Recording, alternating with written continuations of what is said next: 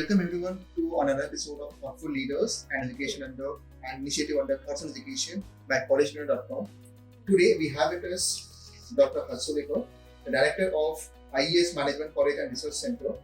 So speaking a bit about today's speaker, so Dr. Dinesh Harsolekar has been working as Director of IES Management College and Research Center, Mumbai since February 2005. Before joining this institute, he has worked in a few other institutes as the dean and director. After spending initial 4 years in industry, Dr. Harsolekar has been in the field of education for the last 36 years. Under his leadership, IES MCRC has secured a prominent place for itself in the field of management education and has become one of the well-known business schools in the country. Dr. Harsolekar has served on the various academic bodies of University of Mumbai and SNDT Women's University like Senate, Academic Council, Board of Studies and Research and Recognition Committee. He has conducted corporate training programs in the area of finance and communication skills for many companies. So beginning with the interview, my first question to you is, sir, you have held key positions at education institutes throughout your professional career. What are the key factors that kept you connected with this sector? Well, education is my passion. I spent only first 4 years of my career in industry. After that, I switched over to career in academics because that is something I enjoy. That is something I like. I like teaching. I like dealing with students. I get a different kind of a satisfaction when I solve their problems. And the biggest thing is the feeling that I am contributing to the students to make their career. So it's a question of satisfaction. It's not a job for me, but it's my passion. That is how I am in this field. Okay, sir. So my next question to you is, being the director of IES Management College and Research Center, could you please explain your philosophy of leadership and how would you describe your leadership style? Okay, I believe in participative leadership. I don't call shots alone. Anything which I want to decide, generally I talk to my faculty, I talk to the staff members, and I take their views and then I try to make the decisions. I also believe in listening a lot.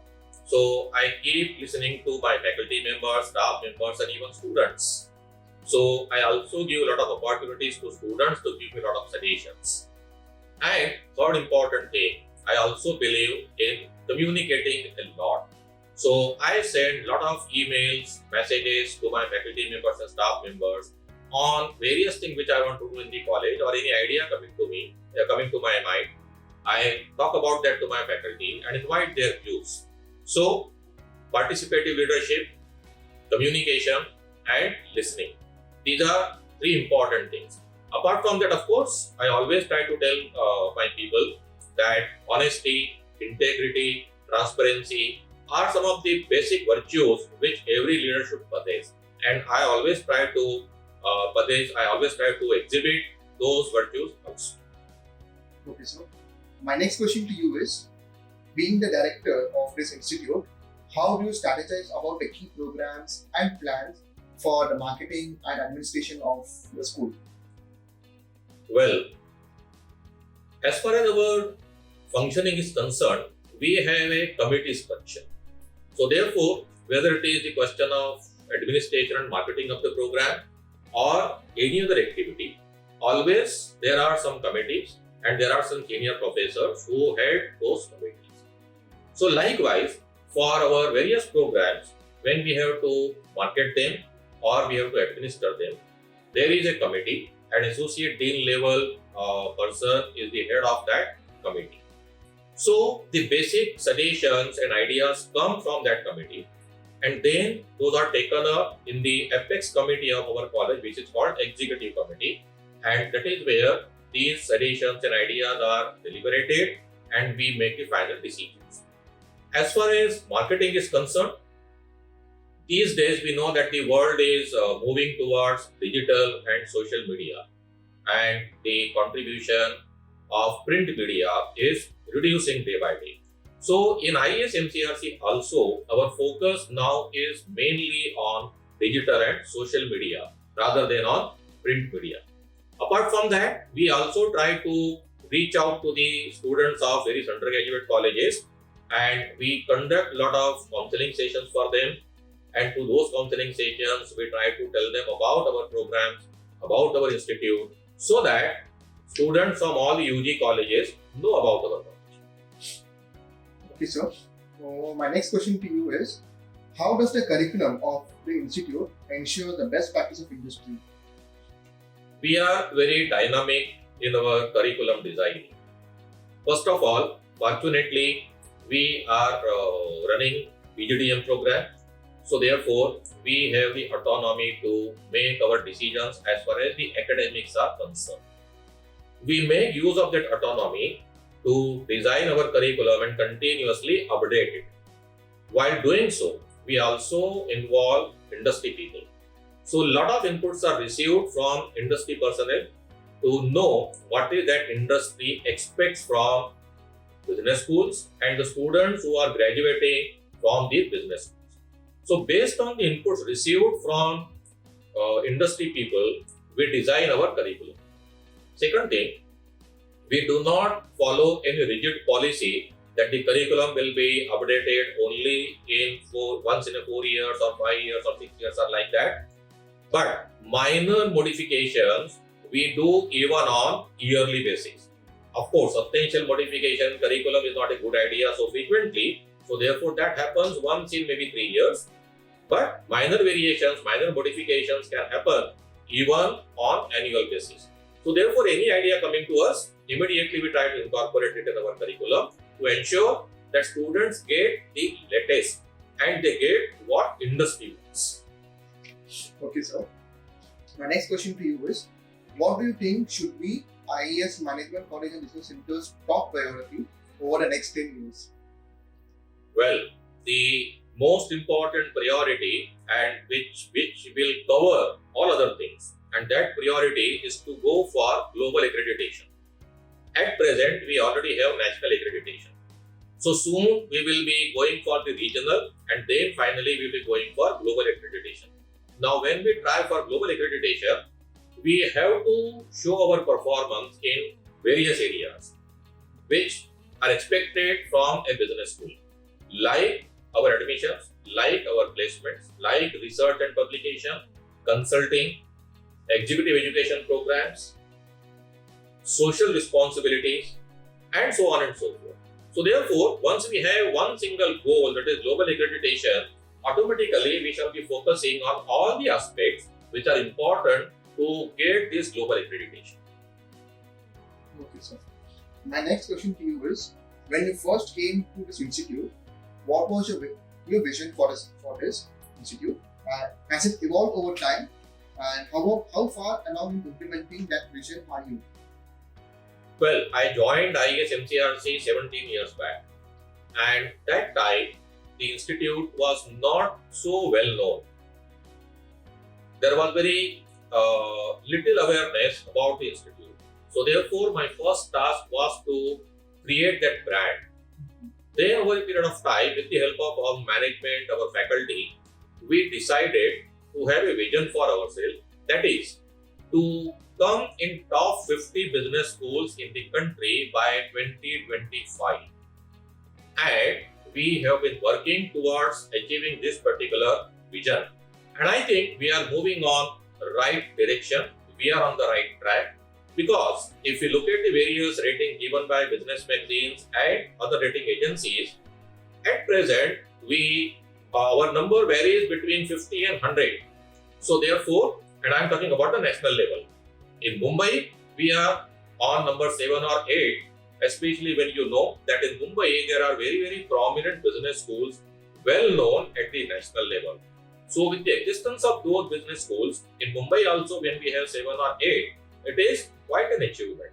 But nevertheless, our target is to figure in top 50 in the country by 2025, and I'm sure that this target is very much achievable for us and we will achieve this target. Okay, sir. So my next question to you is, what would you like our audience to know more about the institute which they may not know?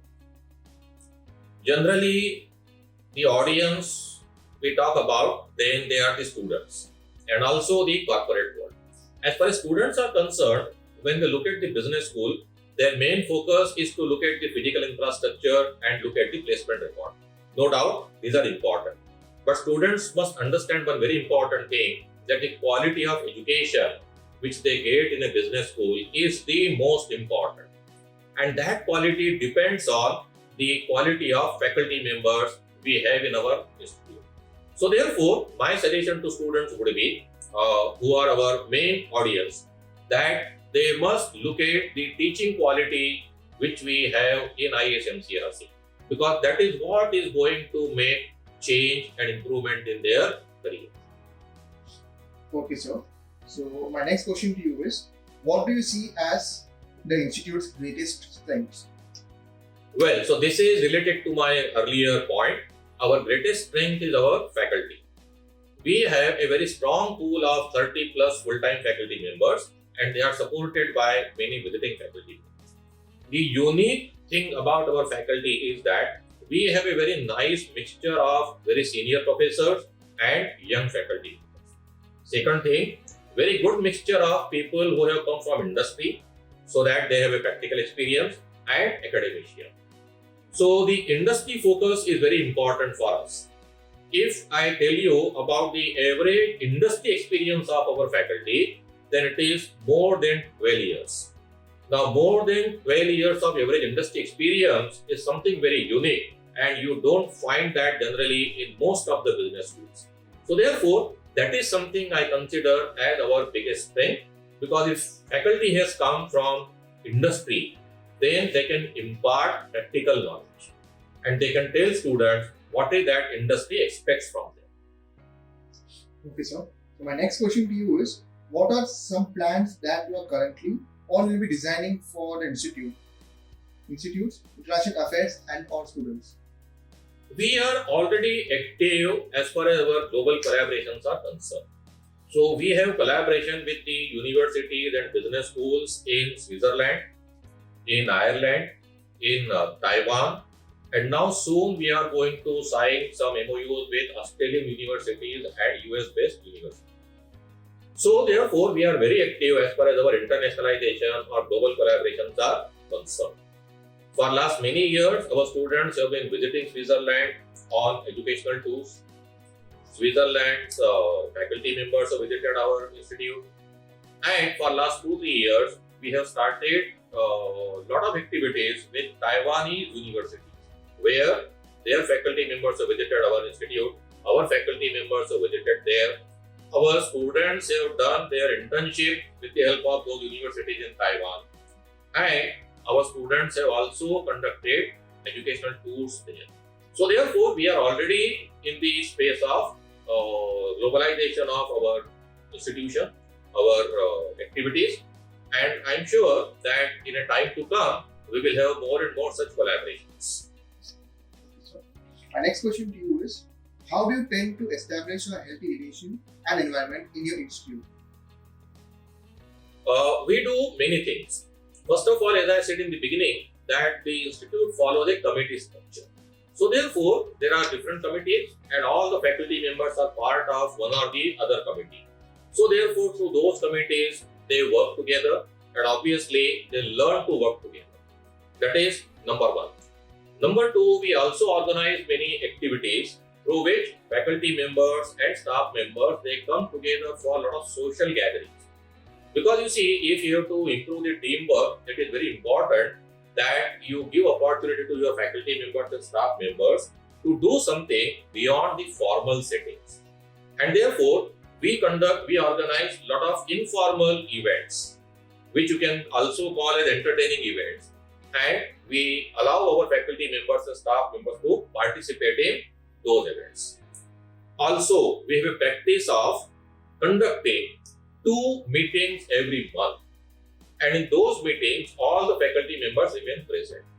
So what happens in these faculty meetings? First thing is, all the faculty members share their achievements, their activities with all other faculty members. So people draw inspiration from each other.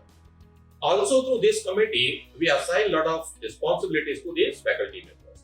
and through those responsibilities they get opportunity to work together. And finally, we do conduct some training programs on team building. So these are various activities we try to organize to inculcate that sense of teamwork among our faculty members as well as our staff members. Okay, sir. So my last question to you for the day is, any suggestions you would like to give to the current youth and aspiring students? Yes, certainly. When students aim for getting admission into a business school to do their MBA, they should have a very broad perspective and a broad objective. They should not go and do MBA only because they want to get a good job. Because unfortunately, that is the objective or goal we see in most of the students who aspire to do MBA. They must understand that MBA is not a pure academic qualification, it is a professional qualification. And through this professional degree, they must try for their self-development. They get opportunity for their personality improvement. It is the overall development. They should try to become a complete management graduate. If they do that, placements will automatically happen. So therefore, my suggestion to them is, whichever business school they go, they must participate in all the activities which happen there inside the classroom as well as outside the classroom, and they try to become a complete management graduate instead of having a very narrow objective, narrow focus on placements. As I said, if they do everything in the college, automatically placements will happen. They will not have to make any special efforts for their placements. So therefore, my suggestion to them is to have that kind of a very broad vision and broad objective. Thank you, sir. This was certainly an insightful session. We hope you had a great session, sir. Thank you very much, and thank you College Dunia for giving me this particular opportunity. Thank you.